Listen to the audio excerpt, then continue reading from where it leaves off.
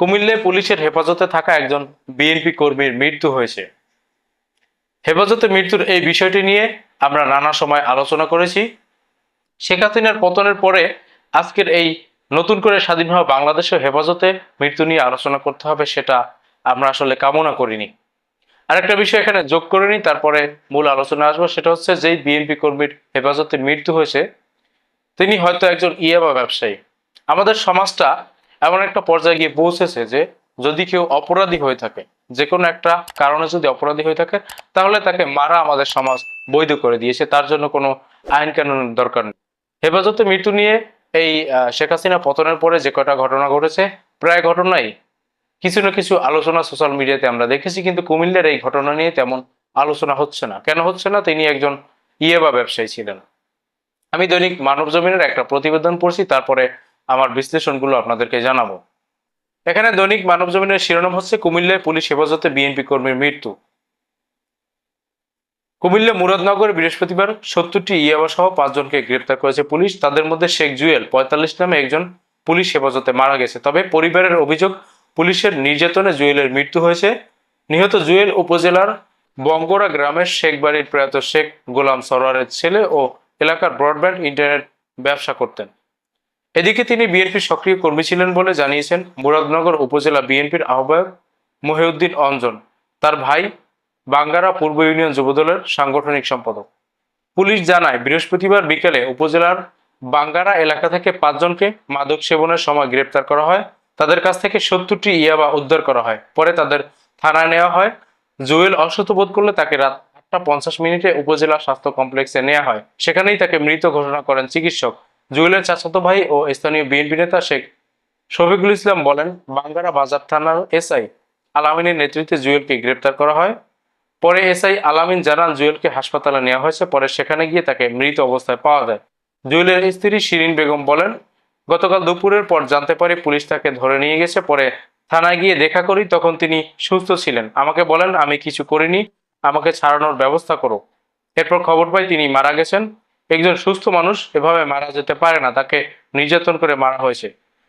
উপজেলা স্বাস্থ্য ও পরিবার পরিকল্পনা কর্মকর্তা সিরাজুল ইসলাম বলেন, তাকে আমরা মৃত অবস্থায় পেয়েছি, তবে তার শরীরে কোনো আঘাতের চিহ্ন ছিল না। কুমিল্লার অতিরিক্ত police super Muradnagar circle AKM Kamruzzaman বলেছেন, জুয়েল একজন চিহ্নিত মাদকসেবী ও ব্যবসায়ী।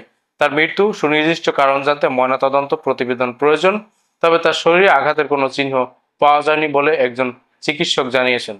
চিকিৎসক জানাবেনি এখানে কারা প্রভাব বিস্তার করে, কাদের প্রভাবে চলে সেটা আমরা জানি। এবং যেহেতু পুলিশের হাতে, পুলিশের হেফাজতে মৃত্যু হয়েছে, তাহলে এখানে পুলিশ অবশ্যই প্রভাব বিস্তার করবে যাতে করে নেগেটিভ কোনো রিপোর্ট না আসে। এখন কথা হচ্ছে, পুলিশের দাবি হচ্ছে তিনি একজন মাদক সেবনকারী। যদি তর্কের খাতিরে ধরে নিই তিনি মাদক সেবনকারী কিংবা তার থেকে গুরুতর অপরাধী, তিনি মাদক ব্যবসায়ী, তাহলেও কি তাকে এভাবে হেফাজতে নির্যাতন করে মেরে ফেলা যায়? হেফাজতে নির্যাতন এবং এখান থেকে মৃত্যু নিয়ে একটু স্বাভাবিকভাবে কল্পনা করুন। একজন মানুষকে বন্দুক যুদ্ধের কথা বলে এনকাউন্টারে মেরে ফেলা হয়েছে।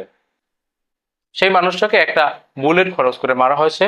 একটা বুলেট খরচ করার পরে অল্প কিছু সময়ের মধ্যে তিনি মৃত্যুর কোলে ঢলে পড়বেন। কিন্তু নির্যাতন করে করে একটা মানুষকে যদি মৃত্যুর পর্যায়ে নিয়ে যাওয়া হয়, তাহলে কতটা নির্যাতন করার দরকার হয়, কতটা নির্যাতন করলে একটা মানুষ মৃত্যুর কোলে ঢলে পড়তে পারেন, সেটা একটু কল্পনা করুন। এবং এই অমানবিক আচরণ, শেখ হাসিনা মুক্ত বাংলাদেশে আমরা আজকের পুলিশদের কাছ থেকে এই ধরনের আচরণ প্রত্যাশা করি না।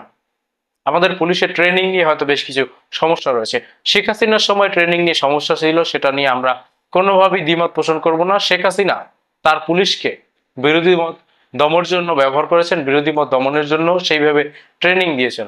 কিন্তু শেখ হাসিনা হেফাজতে মৃত্যু নিয়ে সোচ্চার ছিলেন। শেখ হাসিনার সময় 2013 সালে হেফাজতে মৃত্যু নিবারণ আইন সংসদে পাশ হয়েছে এবং সেখানে পুলিশ বিরোধিতা করেছিল। সেই যে আইন, সেই আইনে একজন ভুক্তভোগীকে, একজন আসামিকে মানসিক কষ্ট দেওয়া থেকেও বিরত রাখার কথা বলা হয়েছে। অথচ আমরা আজও দেখতে পাচ্ছি, শেখ হাসিনা পতনের পরে এই বাংলাদেশে আজও দেখতে পাচ্ছি যে হেফাজতে নির্যাতনের মাধ্যমে মানুষকে মেরে ফেলা হচ্ছে। এটা কোনোভাবেই মানা যায় না। এবং আমাদেরকে আরেকটা বিষয়ে সচেতন থাকতে হবে, ইয়াবা ব্যবসায়ী নয়, কেউ যদি 5টা মার্ডারের আসামি হয়ে থাকে, তাকে পুলিশ বেআইনি ভাবে মেরে ফেলতে পারে না, তাকে বন্দুকযুদ্ধে মেরে ফেলতে পারে না, তাকে হেফাজতে নির্যাতন করে মেরে ফেলতে পারে না। দুর্দর্শ যত সন্ত্রাসী আছে, যত অপরাধী আছে, তার জন্য আইন রয়েছে। আইন সবার জন্য সমান। পুলিশ যদি কাউকে হত্যা করে ফেলে সেজন্য পুলিশেরও বিচার হতে হবে, সেটা হচ্ছে আইন।